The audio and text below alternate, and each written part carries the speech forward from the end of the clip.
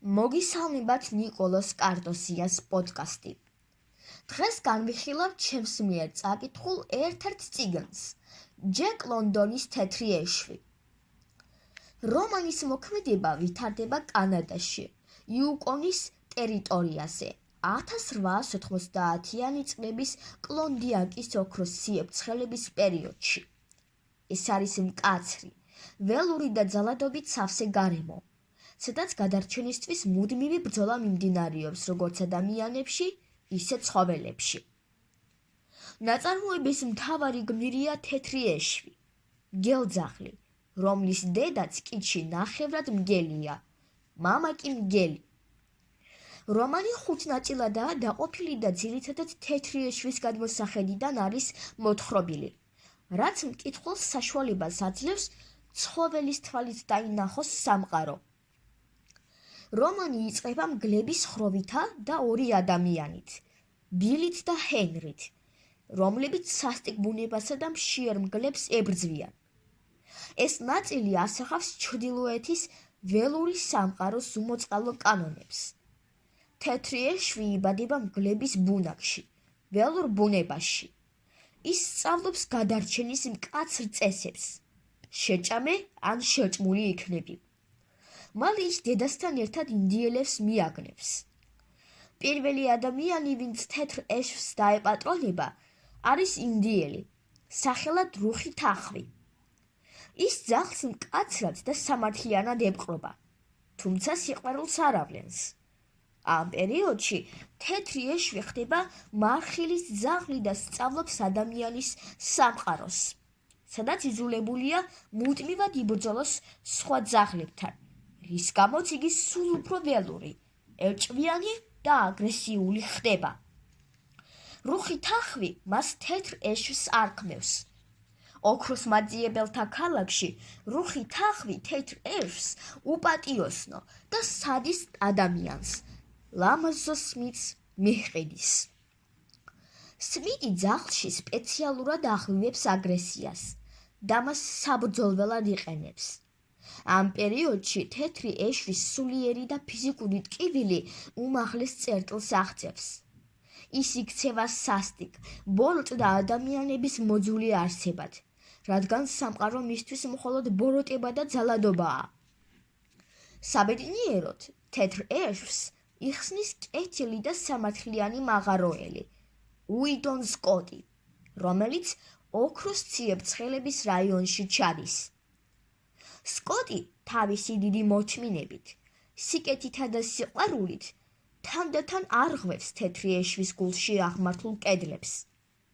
სკოტს ძაღლი კალიფორნიაში, საკუთარ სახლში მიჰყავს, სადაც თეთრი ეშვი ნელ-ნელა ეგუება მშვიდობიან და მოსიყვარული ცხოვრებას.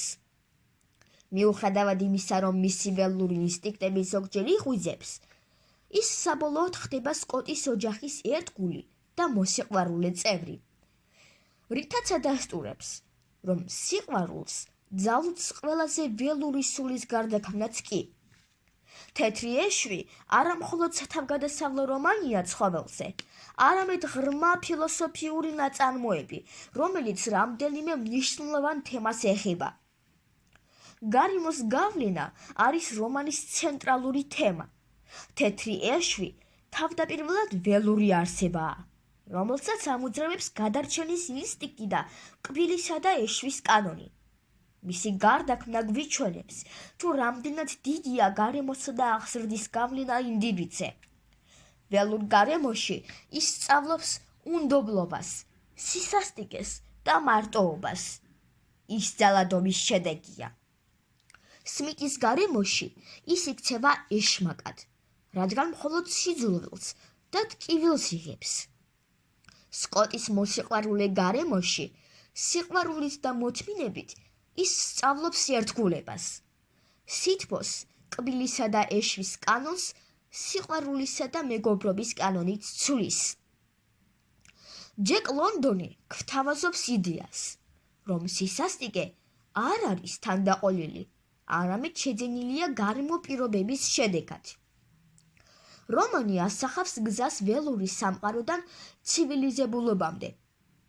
თეთრი ეშვის მოგზაურობა გაყინული იუკონიდან მზიან კალიფორნიამდე სიმბოლურად წარმოადგენს ინდივიდის სულიერ ევოლუციას.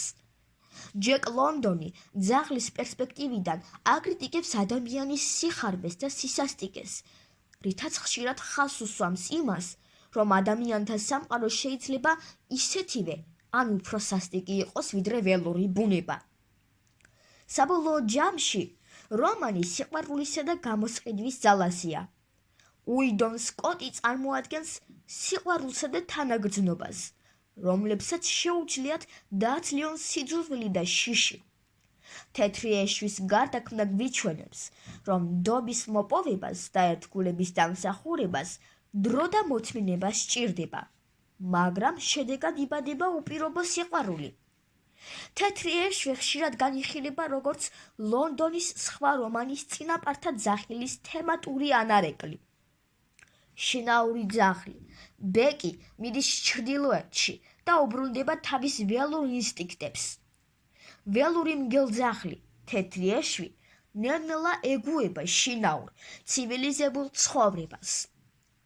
ორივე ნაწარმოები იკვლევს ორმაგობას, ადამიანის გავლენას ცხოველებზე და ცხოველის ბუნებას ადამიანის სამყაროში.